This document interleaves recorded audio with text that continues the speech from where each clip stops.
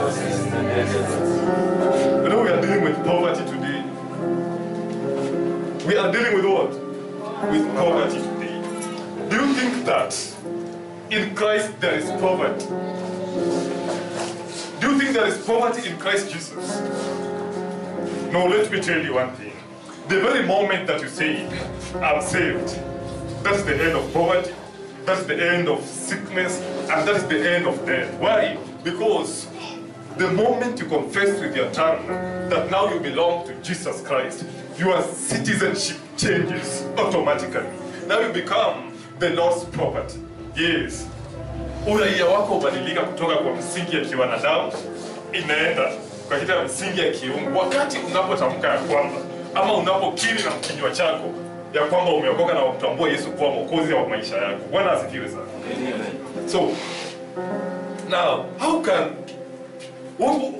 you, or how can God provide, or how can God give you provisions in your desert? You know, let me tell you, in Christianity, there is nothing like poverty, but there is something like desert or wilderness. Eh? Yes, there is nothing like poverty in Christianity, but there is something like wilderness or a desert. Am I making sense? Yes. Am I making sense? Yes. Eh? Yes. Let me prove. We have the first patriarch in the Bible. Yes, kwa Biblia kuna baba wetu wa kwanza wa imani. Jina lake ni Abraham, isn't it? Yes, when the Lord called him, he called him out of wealth. Yes, Mungu alimtoa kwa shamba, kwa investment, kwa masomo ile alikuwa amesomea in the land of the Chaldeans.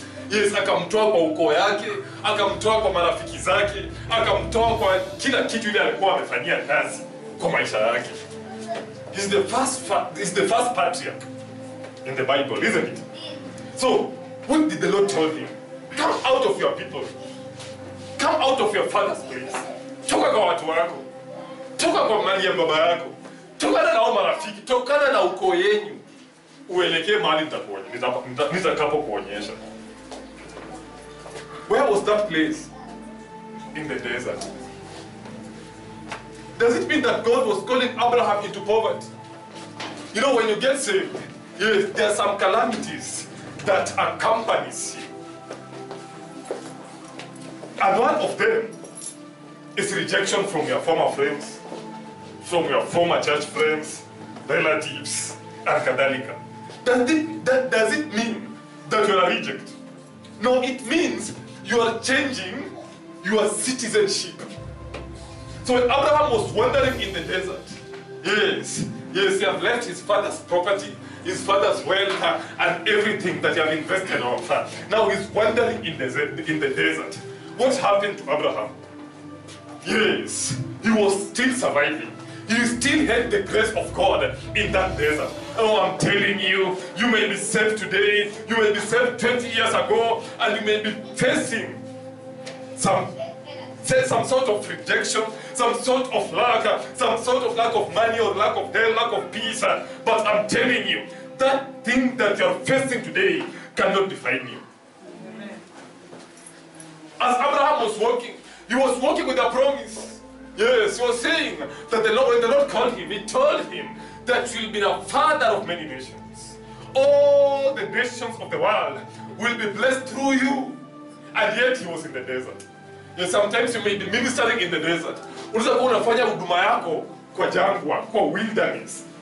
Unaombea watu wanapona. Unaombea watu unaona miujiza, unaona visions and revelations. But ukiangalia, kiatu yako inaenda 45 degrees to 44 to 40 to 35. Bwana asifiwe sana. To the extent that you don't know what is happening to you. Ndio maana nikiombea mtu inawaka na mimi yangu haiwaki. Nani hapa mtaibidia kama hiyo? Mpaka unajiuliza hii wokovu imekuwa ni kama was it a mistake? Kuna siku hizi naona watu wanadala wengi watu wameokoka hizo.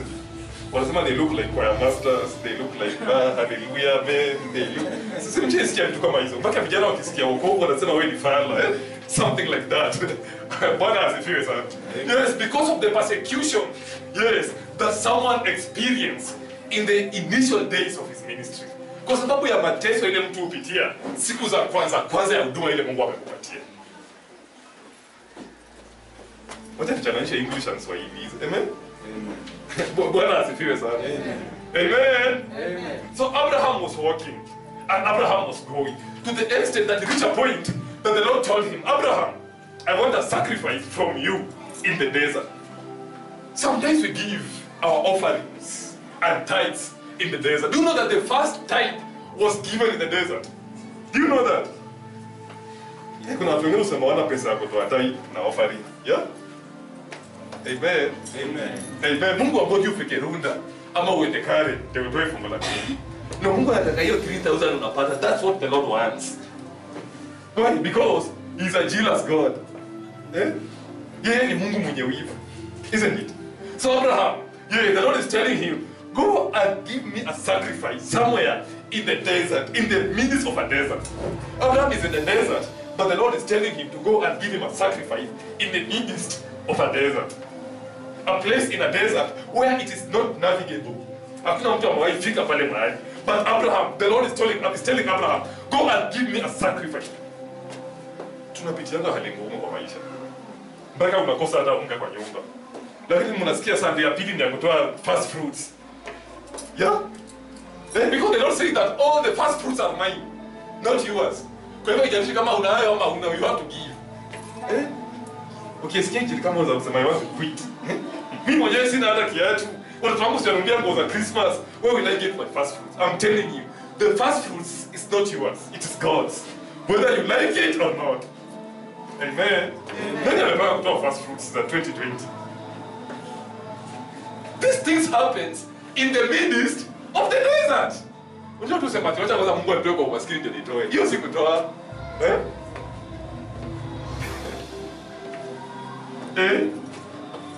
Amen. Amen.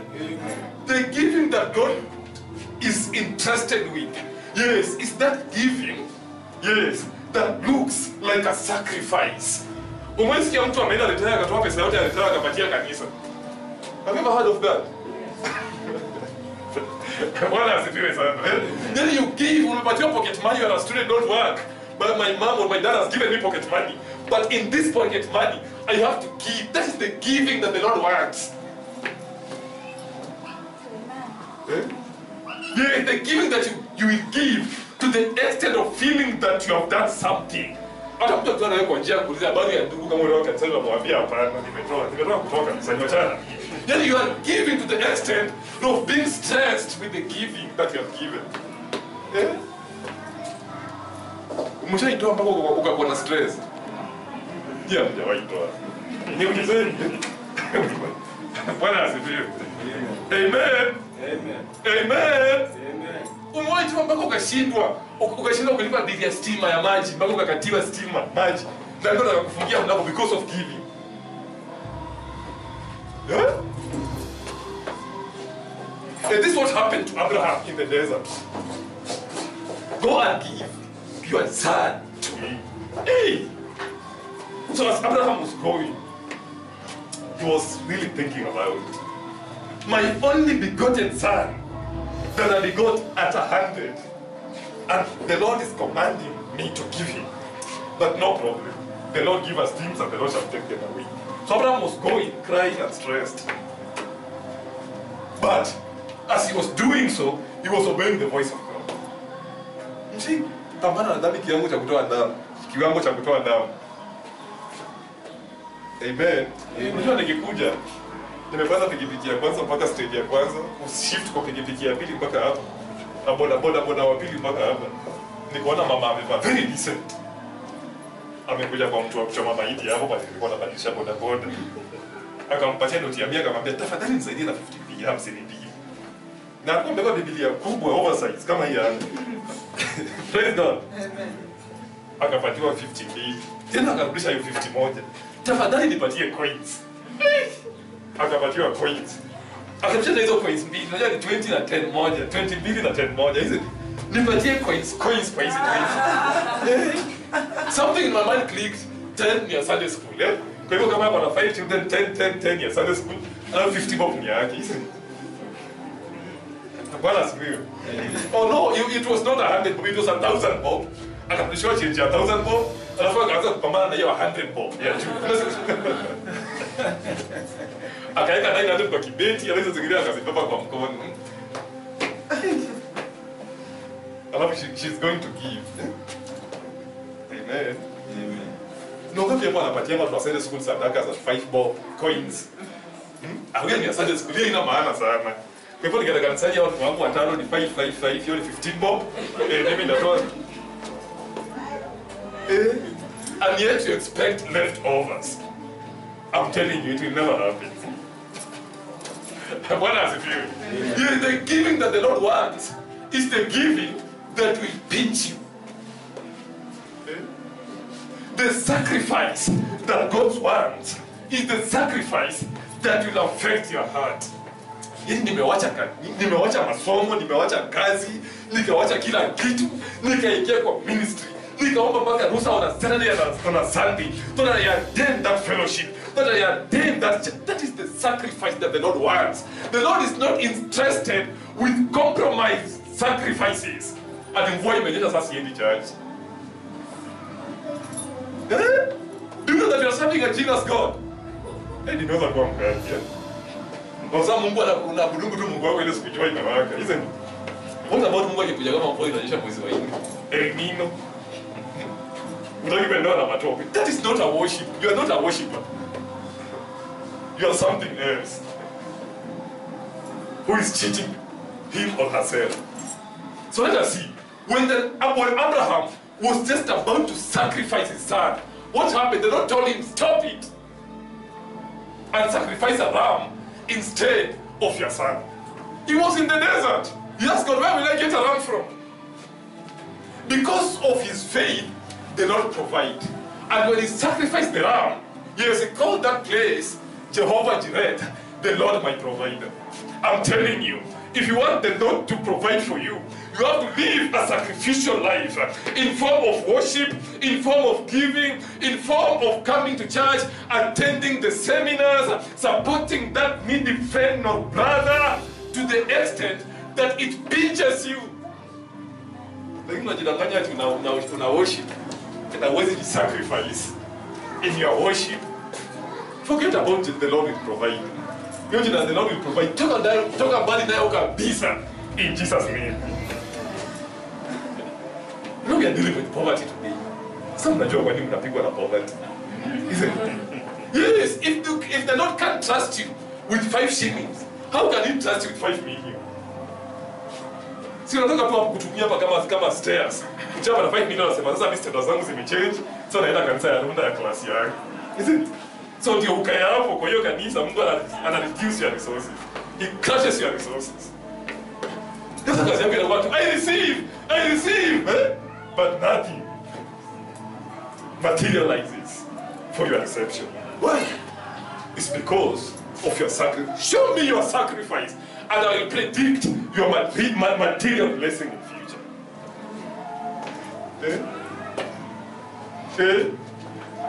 Nimeweza kuwa mkali, yeah? Moses was called in the desert. Not only in the desert, but at the first side of the desert. Huyu Musa anaitwa the second patriarch. The second greatest patriarch in the Bible. Musa anaitwa na Mungu. Anaitiwa wapi? Kwa jangwa. Unajua kwa jangwa hakuna kitu mzuri. In the desert, there is nothing good in the desert. Sasa hivi kianza kupatia my story, alafu nikwambia kitaka kutumia kama mimi. Ingia kwa hiyo lifestyle niliishi nikiwa kwa wilderness. Unaniambia na kama ni salvation acha ikae. Isn't because what I get 1 year, 8 years. I don't need to be impoverished. 8 years. 10 years, 15 years. Bwana asifiwe. Amen. So yeah, Moses is being called in the desert. Let me tell you, no matter how powerful that calling is, without you sacrificing yourself into it, it will never yield fruits unto you. Kama Mungu alikuita ukuwe founder, ukuwe ministry yako ya kutoa the church, I think you're the ministry nilitamani sana Mungu anitumie. But Mungu aliona kuwa na kiburi sana akaninyima. ya kutoa, isn't it? Ndio ukitoa unapenda na kila mtu. Amen. Bwana asifiwe. Yes, ukitoa unapenda na kila mtu. Is that true? Is that true? Yes. Si kama kuhubiri sasa unahubiri ina kitu ina nourish watu, sasa ingine unawarebuke, sasa ingine wanakuchukia, sasa ingine wanakupenda, but give utapenda, upende usipende. So, kama Mungu anakutumia for example, I'm just giving you an example with the gift of giving. Then you must sacrifice to give. You have to give to the extent, yes, of going into debts because of giving. Yeah, unafaa utoe mpaka uingie kwa madeni kwa sababu ya kutoa. Eh? Kuna mtu ashaingia kwa madeni kwa sababu ya kutoa. Na deni na kukanyaga for 3 years, hawezi kulipa. Mpaka unathreateniwa vitu zako zinakuja kwa auction. Umefikia hiyo level? Amen. Amen. Amen. Amen. If there was someone who was suffering poverty and got very poor, let me give you a quick testimony. Huyu mtu alikuwa maskini sana na alikuwa Mkenya mwenye mapato ya chini. Yeah? So this person alikuwa anaenda mainstream church. You can say alikuwa na mambo ya roho sana, lakini alikuwa ana believe in giving. So alikuwa anauza mandazi kando ya barabara.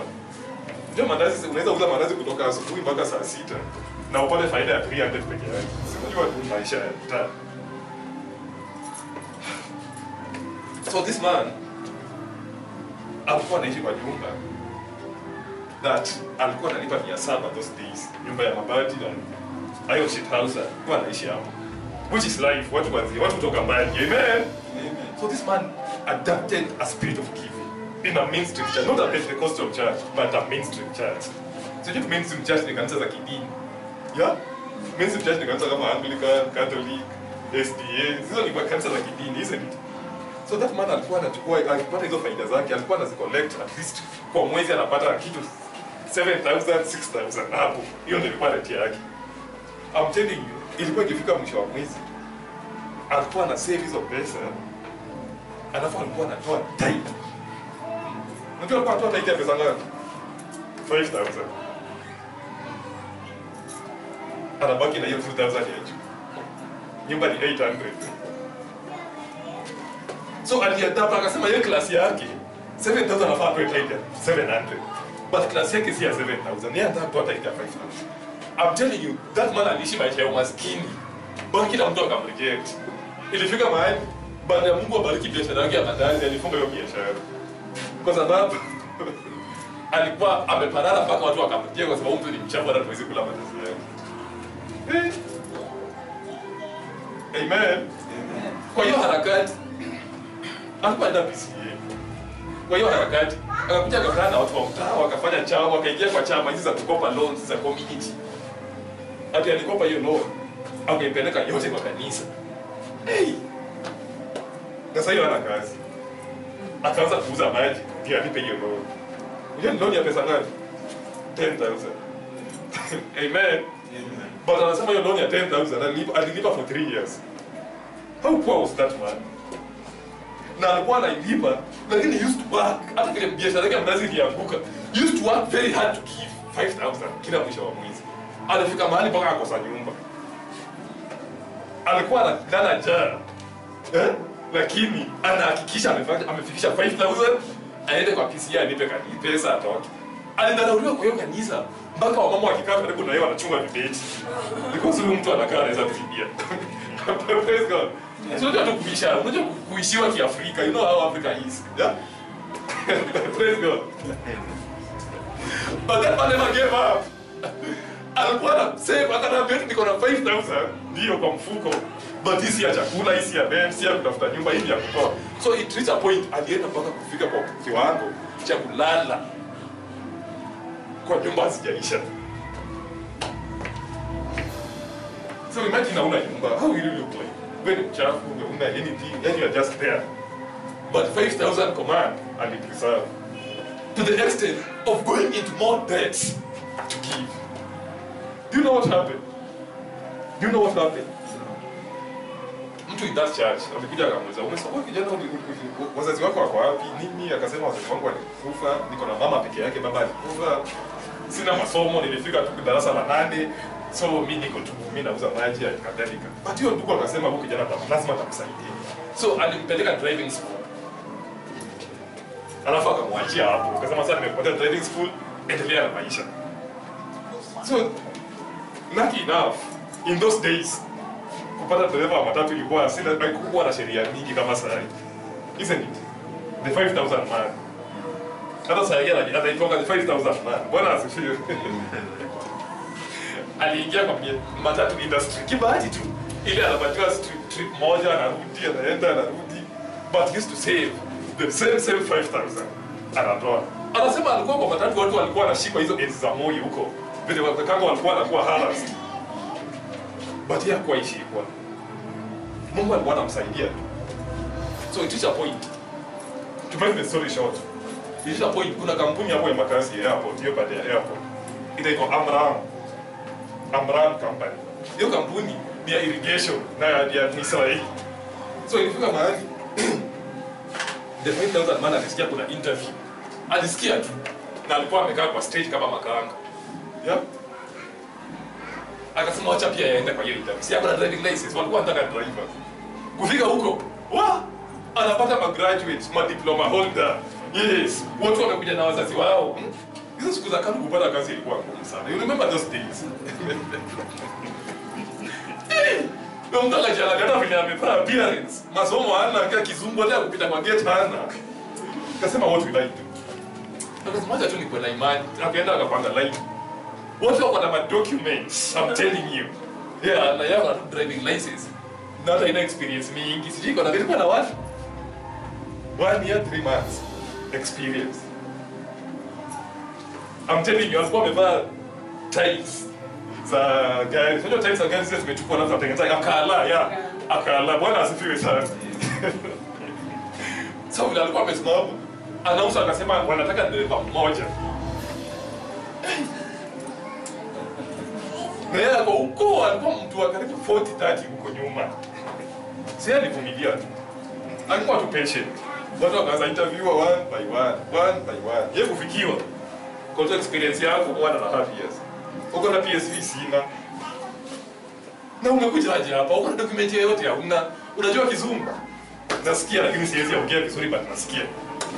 Mtu akasema huyu ni mtu aina gani? Na ni mzungu wala mmoja, Mwisraeli. Kila mtu alikuwa anajua interview ilikuwa unafanywa mbele ya watu wakikuona. So is not an embarrassment. But that man in his heart akakumbuka, I used to give 5,000. May my 5,000 God do something in my life today. Amen. Watu wakaamua kila mtu aende nyumbani tawaita after 3 weeks. So akaenda. Sasa ndio watu wanamwangalia wanamsengenya kiki. Okay. Praise God. Kumbe the 5,000 God had him praying. Huyo mzungu akasema, watu wamesoma tu wataki watatusumbua. Tunaweza waandika kazi au sasa ni interviewer wanasema uko behind the curtains. Tunaweza waandika kazi kumbe wanakuja kutafuta kazi nyingine ama wako na akili mingi wanaweza waongoa. Unajua Waisraeli wanaweza wanakuwa na maadui wengi. Kwa hivyo wanataka huyo jamaa hajasoma peke yake. Tumependa confidence ya huyo mtu. Hata kama hana experience, ako na confidence. Wakamuita. Kumuita, unajua ni kazi gani kumbe unajua ni kazi gani alikuwa anatafutiwa? Kumbe Israeli ambassador alikuwa anataka driver. Amen. Amen.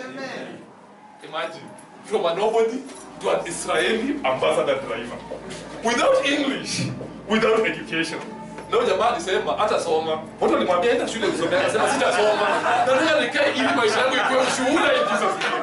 Because my 5,000 God did something in my life in Jesus name. I'm telling you, 5,000 God is going to do something in your life in Jesus name. Imagine kufikia Israeli ambassador. Hata kama wewe ni governor.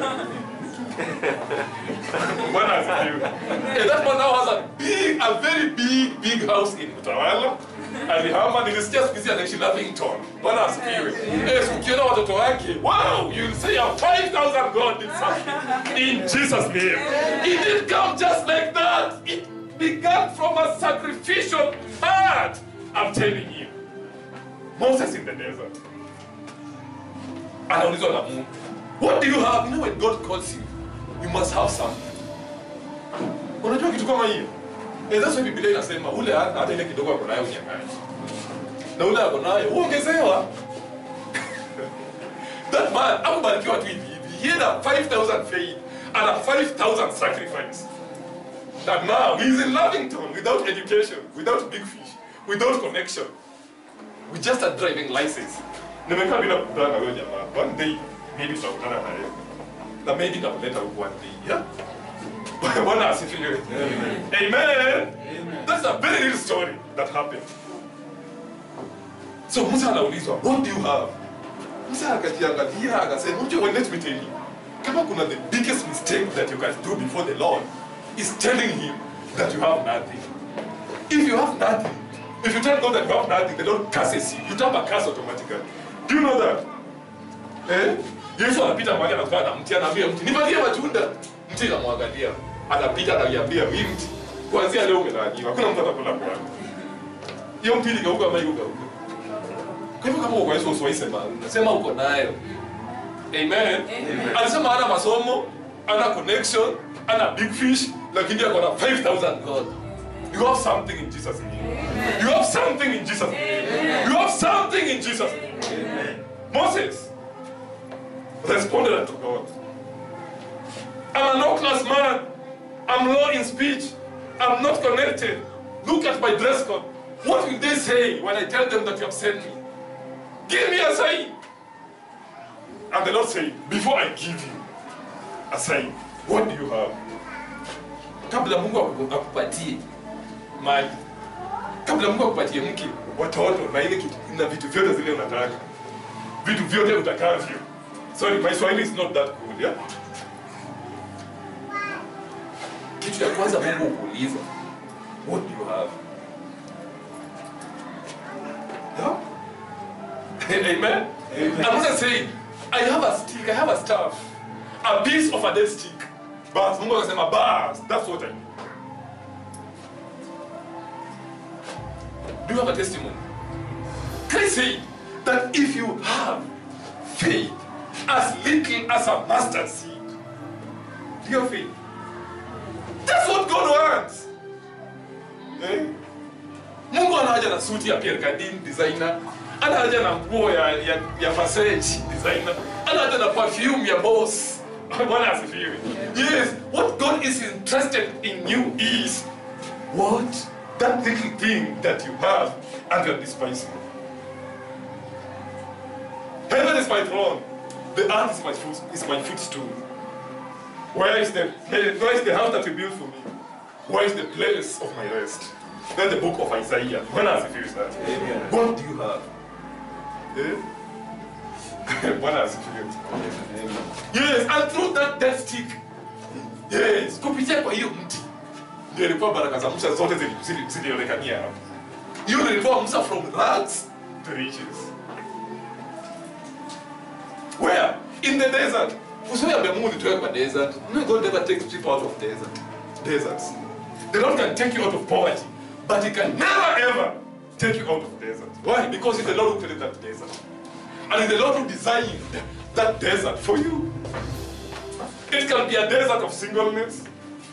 It can be a desert of lack of resources and lack of money. It can be a desert of kuishiwa, kudharauliwa, kutukanwa, kuitwa majina. Hizo zote ni desert. It can be a desert of kusengenywa na watu kutokuwa na imani na wewe. Hiyo yote ni jangwa. But Mungu hawezi kutoa kwa hiyo masengenyo. Do you know that? What God can do is blessing you in that very desert. Because He's the Lord who can build oases in the deserts. Do you know what is an oasis? Yeah. Oasis ni chemichemi ya maji katikati ya jangwa. Isn't it? Wale wamesoma jiografia wanajua oasis ni nini, yeah? Bwana asifiwe sana. Kwa hivyo kiambia Mungu atanitoe. Kama watu wasema Mungu nitoe kwa hii kanisa leo kwa kanisa ile umeniitia. Hiyo ni confusion. Kwa nini? Kwa sababu nimepigwa vita kwa matibabu. Hiyo ni kuchanganyikiwa. Mungu hawezi kutoa hapo. Mungu anakubariki hapo. Ndio wale walikuwa wanakupiga vita, wachukue ushuhuda na wewe. Kwani ushuhuda kutoka wapi? Shetani ushindwa. Shetani ushindwa kwa ushuhuda. Si kwa kufunga na kuomba. Kwa ushuhuda. That's what the Bible says in the book of Revelation. And the saints overcame him with the blood of the Lamb and the testimony of their word. See, it's in the Bible. Eh? So prayer and fasting is for the power equation. Nimewahubiri marafiki sana. But ya ushuhuda. Ile unaambia Daudi alikuwa mtu very chwara kitabia, isn't it? Lakini alikuwa na ushuhuda. Alikuwa anaambia Mungu nimesimama mtakatifu maishani mwangu. Kesho amepatikana mke wa mtu. Kesho amefanya sijui nini. Lakini kesho yake anakuja na ushuhuda. He meditated on the good things. That's what the Bible says. Meditate on good things. Things that are noble. Things that are of good reports. Things that are trustworthy. Meditate on such in Jesus' name. That's what the Lord is focusing on. No? But if you start describing God how bad you are on a daily basis, do you think that you can describe yourself to God more than the way He knows you? He's a God who has good plans in your life. And the Bible says somewhere, Paul is saying, imitate me as I imitate Christ. So who is this Christ? It's the person who the Bible says in the book of Hebrews. Is it Hebrews? Or Jeremiah 29:11? Jeremiah 29:11. Who says that I know that the plans I have for you are good. So you have to have good plans and good thoughts about yourself first. Eh? Isn't it? Am I making sense? So Moses is in the desert, but he has a stick, and he gave that stick to God, and that stick became his miracle. Here comes Job, another patriarch. They were saying that he was wealthy. He had everything, children, a good, beautiful wife, he had gold and silver, he had rich friends. But he reached a point that he reached at the end of his resources. In English, tunasema bankrupt. Bankruptcy means the state of being at the end of one's resources. Bwana asifiwe. Yes, hali ya kuishiwa, hali ya kufika mwisho ya mapato wako. Unafaa uitwe bankrupt na serikali, isn't it? Bwana asifiwe. Amen. Yes. Job reached to that level. He's bankrupt. But he had something deep inside his heart. And that thing that he had, yes, alikuwa na kasiri kwa roho. Alikuwa anajua imani na hii watoto na bibi kuna mtu upatiana. Isn't it? Akasema hata kama ameishiwa, hiyo ni jangwa in the wilderness. Na kuishiwa kwake haimaanishi ni maskini. Kuishiwa kwake iko hapo kama as a lesson, ni kama somo kwa maisha yake. Na kuambia kama Job angepitia hiyo maneno, hatungekuwa na the book of Job here. Isn't it? Amen. Unajua watu wanajua story ya Job, ka story kafupi ka Job. Watu ukiambia watu the book of Job iko na 45 chapters. Yeah? Bwana asifiwe. Bwana kuambia usigira wasijui. Isn't it? Wanajua the story of Job, Job chapter 1 and chapter 2 kisha. Sio ndio watu wanakuwa concentrating na hapo, eh? Kwa hivyo hapo ka wilderness ndio kana kupatiana jina let me tell you. Hiyo jambo linakupatiana jina. Ndio zingine watu wanaanza kuna mtu ambaye amesoma the book of Job from Job chapter 1 to 42. No, lakini watu wanajua the story of Job. Kuna wao lakini wachache, isn't it? Lakini watu wanajua story ya Job, Na tukiambia hapa watu wanaweza kuambia story ya Job ni kama walikuwa na Job jana. Usijali, hata hivyo alipitia tu yeye anapitia. Ni kama alikuwa anafikia Job. Now you can have Job, it was the oldest book in the Bible. Job aliexist tangu hata kabla ya Musa akuwe. Isn't it? Do you know that the book of Job is the first book in the Bible? Do you know that? Hiyo ni wachana nayo, hiyo ni mambo ya theology. Hiyo wachana nayo. We to concentrate with Job. What matters is Job is there. Bwana asifiwe sana. Amen. Amen. So Job anapitia hali ngumu. Lakini alikuwa na kasiri kwa roho. Kasiri kalikuwa ni I know that my Redeemer does what? Live. Inasemekana Job akachekwa na marafiki. Mpaka inafika mahali Job anasema, "Hey, the youths in this mtaa, vijana wa hii mtaa wananicheka Mungu." Unataka kawaida ukiwa na pesa alafu uishiwe. Utachekwa, hiyo ni kawaida. Yeah? Si ndio? Sisi tumeona gavana wetu akiwa akitupwa ndani akijalishwa, si ndio? Tunaona watu wanamcheka saa hii, watu wanaweka picha sijui zimetoboka huku, watu wanasema alikuwa anaringa. Na ni wale watu walikuwa wanawasaidia wengine, Bwana asifiwe. Kwa hivyo ukiishiwa, hata mimi najua sasa hivi nikiishiwa, kuna watu watanicheka hapa. Sasa wanataka kufanya wale guys.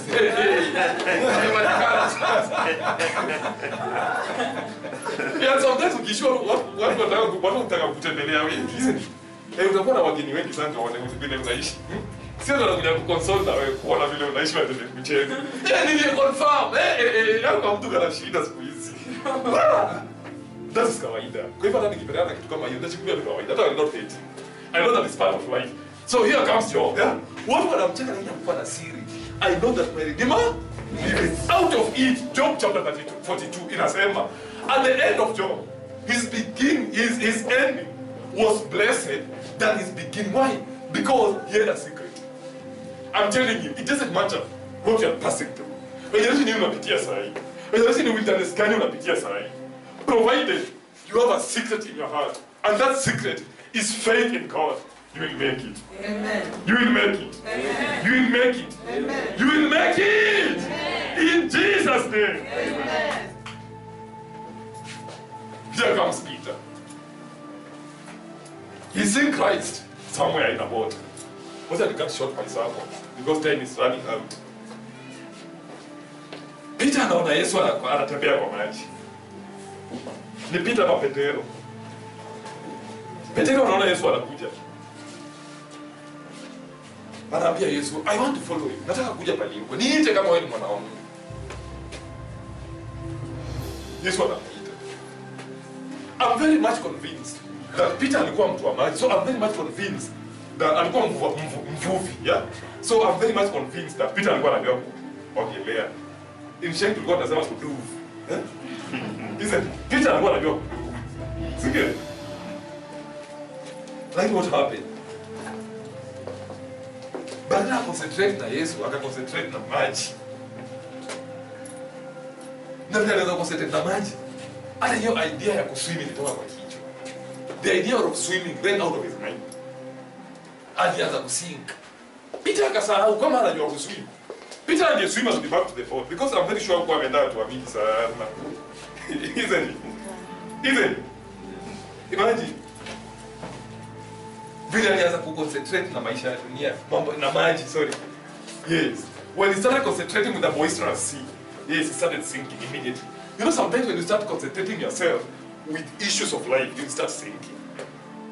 Ukaanza kuangalia mtu wangu ataisoma aje, maisha yangu itakuwa aje, uzee yangu itakuwa aje, sina bank account, sina nyumba, nalipa rent, utaanza kusink slowly by slowly. Sasa leo unasink, utasahau hata kama ulisoma, ama unafanya kazi, ama bado uko na wewe bado unaweza fanya kazi, utasahau, utaanza kusink. Na hiyo kusink tutaiona kwa kuparara. Kuna watu wengine wanapata because of depression. Yeah? Your skin will start turning pale. Why? Because you are depressed. The Bible is very clear. In the book of Proverbs, chapter 23, cease from your own knowledge. Do not overwork to be rich. Cease from your own knowledge. Eh? So when Peter started sinking, and sinking, he knew that he would die.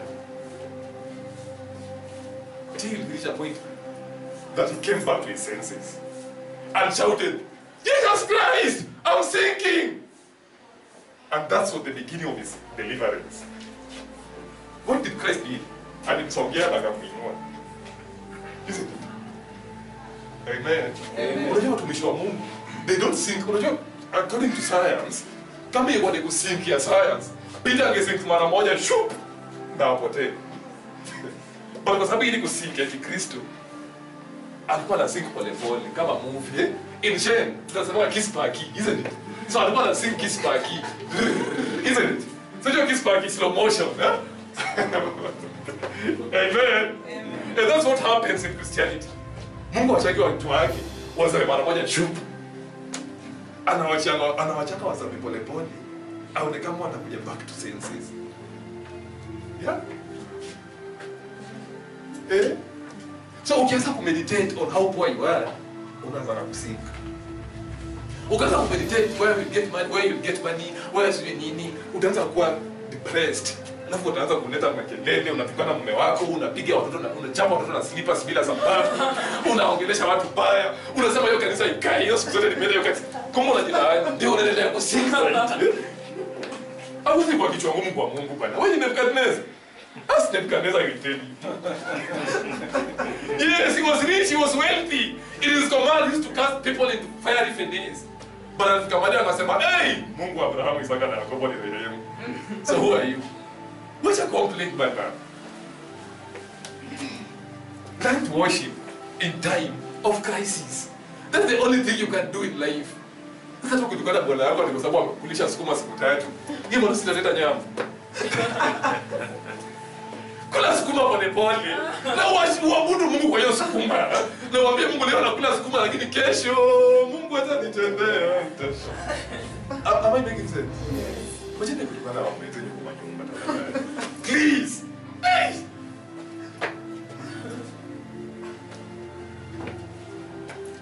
Amen. Amen. Amen. Amen. The Lord sang. Biblia inasema akitoka kwao he was loaded with money. Yes, he was loaded with money. But the same Bible inasema he started running out of resources. Slowly by slowly. Till he found himself in a big speed. Alipata kwa tundu ama shimo. Ama nini ya nguruwe? Wale watu wanajua Kiswahili, please saidia mimi. Tundu la nguruwe. Yeah? Oh, tundu la nguruwe, yeah? Tundu. Tundu si boy. Okay. Sawa. Whichever comes first, huh? So, haijalishi wapi kwa mbona anajipata katikati ya nguruwe. And that's what matters. Amen? Amen. Na hizo zingine hazijalishi sana. Ile kinachojalisha ni anajipata katikati ya nini? Nguruwe. Listen. Lakini Mungu alipreserve. Mungu alihakikisha bacteria zikupite. Why? Because alikuwa mwana wa Mungu. Listen. Hiyo kuna hali zingine Mungu anaweza kupitisha na usikufe atakupreserve. That's another sign that shows God loves you. Amen.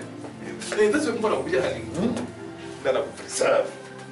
Wewe bado utoe ushuhuda kwa hiyo hali ngumu unaanza kutukana. Wewe sometimes unatukana Mungu. Because mara kwa wewe shukuru Mungu na kuna hiyo sukuma inaingia kwa tumbo. Kuna mtu anaishi kale lakini hawezi kula hiyo sukuma, hawezi kula hiyo mchicha, isn't it? Kwa sababu akona complications kwa mwili. Matumbo imeoza. Sasa anakula na mapaipo. Hawezi enda haja kama mtu wa kawaida kwa makateta huko kwa mwili. Bado unakula sukuma ina digest na unaenda kufanya excretion na homeostasis normally. Shukuru Mungu. This is the first wealth that you have. Alafu kila saa unasimama hapa mbele kwa ushuhuda. Najua watu wanatazama kwa sababu sina pesa, lakini Mungu anaona that is stupidity I'm telling you. You have something better. Am I talking to people? Am I talking to myself? Am I talking to myself? Okay. So the Bible says that when he came back to his senses, he said to himself, I have a father. I'm telling you, come back to your senses in Jesus' name. Come back to your senses in Jesus' name. Amen. You may think that you'll never get married. Yeah, why? Because you are in a big speed. Come out of... Oh, mercy. Yes.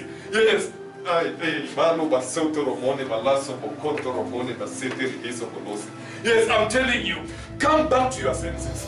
That pit that you are suffering from, that pit that you are in today. Yes, a time has come that you have to come out of that pit by coming back to your senses, by remembering that you have a father somewhere, who have a husband for me, who has a wife for me, who has money for me, who have money for my bills, who have money for my debts.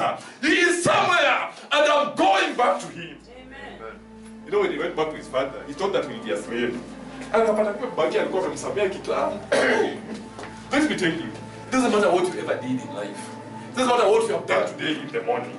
What matters is your senses. If you come back to your senses and say to yourself that I have a father who can love me, who can forgive me, and embrace me, Quisha, that's all you need. Eh? Amen. Amen. Sikukaa tu kila saa. Ugonjwa ukikupiga unakumbuka dhambi ulifanya kama kwa class 3. Ama hiyo dhambi ndio nakula. Kidogo ukisikia malaria kidogo, ama ile dhambi nilifanya kama niko class 8. Vitu ulifanya 30 years ago, 10 years ago. Bado zinakufuata. Let me tell you. come back to your senses and go back to your father. Baba yake akamuuliza ulikula pesa na nani? Wale manayo ulisherekea nao hizo pesa walikuwa wanaitwa nani? Hiyo pesa imebaki hapa imeisha. What his father did, a banquet to be prepared. Prepare a banquet for my daughter, for my son. It doesn't matter what he did to me. It doesn't matter if he abused me or not. It doesn't matter if he was rebellious or not. Organize a party for my child. Why? Because he was once lost, but now he is back.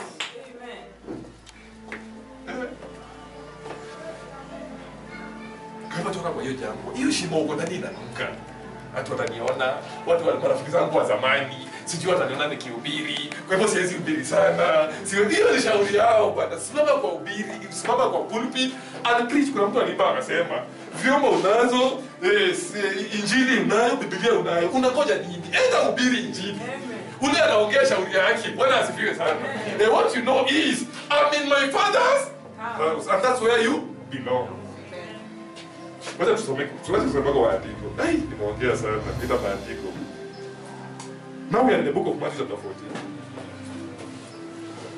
They were saying that the book of Matthew 14, 13, 14, and 15. So tusome kwa haraka. When Jesus heard of it, okay. Wacha niruke hapo. Wacha tusome 14 na 15 peke yake. And when it was evening, we are in the book of Matthew, Mathayo, mlango wa 14, aya ya 15. And when it was evening, his disciple came to him saying, this is a desert place. Hata Yesu alikuwa aliishi kwa jangwa. Isn't it? He was in a desert. And you know what a desert is? There is no food in a desert. There is no comfort in a desert. There is no TV in a desert. There is no DSTV in a desert. Isn't it? Kwa hivyo huko ni bali kuna ukiwa kweli kweli. Ile hali unapitia Yesu alipitia because he was 100% God and 100% human being. Amen. Amen. So this is a desert place and the time is now past. Send the multitude away that they may go into the villages and buy themselves victuals. Victuals means food, yeah? Hao ni wanafunzi wa advice Yesu. Unajua sometimes in your ministry, mtu anaweza kuja ku advice. Si ndio? Akwambie basi una waste time. Ati ya ile una hata bank account. Angalia watoto wako kesho mtoto wako atafika form 1 atatoa his school fees. So this is facts, eh? Na angalia hata nyumba huna nyumbani, huna shamba, huna plot. Sasa wewe, eh? Si utoke kwa hii injili ufanye vitu. Sasa tafuta kazi bwana. Style up. Isn't it? But Job replied, he was speaking like the most foolish woman who ever existed. Where are jobs of today? What does it do? Amen. Amen. Amen. And that's what you have to reply for such question of advices. Yeah? So let us continue. And Jesus said to them, they need not depart. Give you them food. Give you them food. Unajua nasoma ile better English. Yeah? Nasoma ile English ya kitabu kidogo. Unawafukuza waende wapi? Wapatieni chakula. Watu wakaanza kujiangalia. Ni sufuria ngapi zitakupikia watu 5,000 chakula? Hiyo pesa inatoka wapi? Na hiyo pesa ikikuwa masaa imeshaenda ni jioni. Sasa tutajiorganize. Hiyo iwezekani. We are just 12 disciples. How will you organize? How will we organize 5,000? Walisahau, with God all things are possible. Unajua sometimes tunasahau wingi that with God all things are possible. Unaweza kuangalia hiyo miaka. Dawa inaoneka kweli. Unaangalia maisha yako. Nakwambia uliokoka ndio kwa sababu uliokoka kwa sababu unataka Yesu aingie kwa maisha yako, akufanyie jambo. Amen. That's why you are in salvation. So watu wanaweza think, they started thinking logically. Vile wamama hapa ufikiria tulikuwa na party, isn't it? Tunataka vitunguu mbili, tunataka sisi na nyanya 4, tunataka mchele kilo 2 ya. Hizo ndio vitu. Hapo ndio hiyo mambo ilikuwa hivyo. Bwana asifiwe sana. Amen. Yesu akamwambia nini? Patieni watu chakula. But before that miracle happened, you know the story. You don't have to read the whole story, yeah? Yesu aliuliza, what do you have? Bwana asifiwe. Yes, before a miracle happens, what do you have? That's why for you to be a healthy believer, you have to fast, pray and give material things. You have to give. There is in the Torah, isn't it? Eh? Is that true? Yes. Yes. You have to give your body, your time. You have to give material giving. Unaweza kosa pesa sana, lakini umejitolea. Isn't it? Yes, Jesus Christ asked them to give them a material thing. Okay, angalia Abraham, nimeongea Abraham. Alitoa material thing. Yeah? Isa, Mungu akampatia Abraham. Isn't it? Aya, ukiangalia anaitwa nani huyu Musa, alitoa that dead stick. Isn't it? So, what you have is what defines you. And what you have depends on what you receive from God. Tell your neighbor, I'm not poor in Jesus' name. I'm not poor in Jesus' name. So the Bible says, and they gave him how many loaves of bread and fishes? 5. And out of that, a miracle happened. Isn't it? And that miracle was a miracle that released loaves and loaves of bread and fishes to the extent of leftovers. So you imagine you're going to inzabuleti ya leftovers. Amen. You know, the Bible is very clear. We refer to God as, in Hebrew, just about the Lord of Avram, Yitzhak, the Lord of Avram, Yitzhak, and Jacob. In English, the Lord of Abraham, Isaac, and Jacob. Which means he's the Lord of history, because Isaac, Abraham, and Jacob represent the historic Jews, the story of the Jews. Is that true? Is that true? Yes. Amen. Amen. Na ukiangalia Mungu akiongea na Musa, alikuwa anaambia Musa, kumbuka vile niliwa. Kumbuka vile, remember. Isn't it? Kwa hivyo Mungu anapenda remembrance. You know how to be true na poverty leo. Si ndio? So, hata wewe leo unaweza kumbusha Mungu ile uzuri mwaifanya kwa sababu ya Mungu. Si mwai fast. Mwai give. Mwai sacrifice siku moja, mbili, tatu, hata kama si kila siku.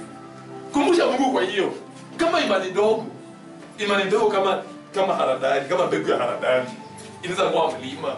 What about the people waifanya huko nyuma because of God? Mungu nilisaidia yule ndugu. Si kwa sababu nilikuwa na uwezo wa kumsaidia, kwa sababu yako, kwa sababu neno lako linasema saidia maskini. Mungu nilitoa sadaka, si kutoa sadaka kwa sababu niko na pesa. Nilitoa hiyo sadaka hiyo siku kwa sababu neno lako linasema. You know, God never goes, mchungaji alituambia na Sunday, the Lord never goes against his word. Isn't it? So remind God of the good things you ever did unto him. That's what you have today. Yeah. Is it making sense? Is it making sense? Yes. Naweza kueleza mkate siku moja, kueleza mara mbili. Sio? Naweza watu wakazoea. So watu walikuwa wanakuja na mikate zao, wanafuata Yesu, wanakuja atengeneze mikate Yesu akawithdraw that miracle. Sema watu wanafuata kwa sababu ya mikate. Unajua si kila mtu alikuwa anafuata Yesu kwa sababu anataka kwenda mbinguni.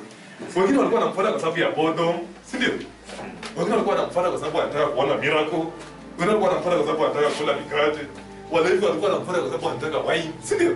Walikuwa wanajua mtu wako na vitu mingi sana. Ngoja tumfuate. Wengine wanamfuata kwa wamchunguze, wamstaki. Bwana asifiwe. Yesu alikuwa anajua. That's why Yesu alikuwa anafanya hizo miracle kila siku. Zingine alikuwa na kama wine anatengeneza tu wasi na akawaacha. Isn't it? Amen. Am I making sense? Am I making sense? Yes, you have to know how to deal with people when God calls you. So today, we are reminding God on the good things we ever did unto him. And remember the time, the offering, the altars, the prayers, the sleepless nights that you have been spending. Yes, just for the sake of this God. I tell God, you want to be rich, not only with resources, but with health, peace of mind, peace in my family. I want peace with my children. That's the real wealth that we need from God. Let me finish with this testimony. Unajua kuna siku nilikuwa nafikiria kubarikiwa ni kuwa na mali na kuishi vizuri na kukula vizuri. But today in the morning, as vile nimemaliza kuomba, so I was in my bathroom ninaoga.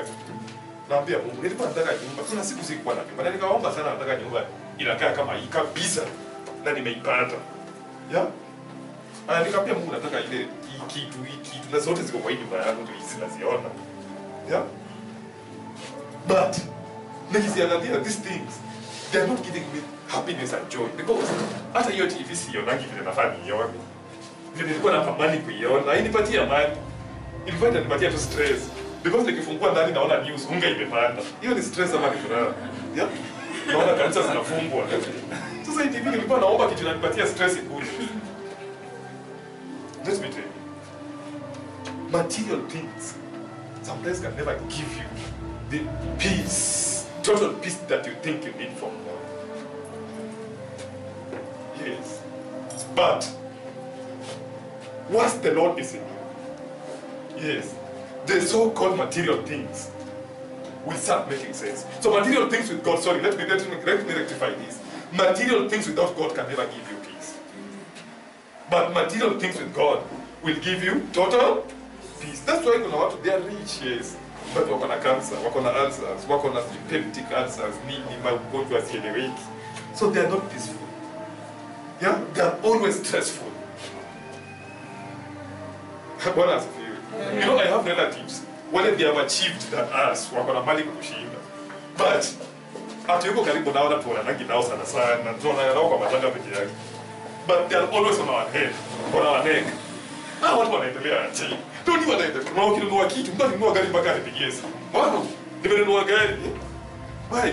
Ako na hiyo gari badala peace. Mtu yote ule anakuwa na amani. Na ule amebarikiwa na Mungu. Ule mtu hata akiwa na gari, hautajua kama ako na hiyo gari. Do you know that? Ule mtu hata akikula kuku, hautajua akikula hiyo kuku because ni kawaida kwake anaona kama hiyo vanity because he have Christ. But mtu yote anakula kuku ya shida ya bei ya mapepo. Yeah?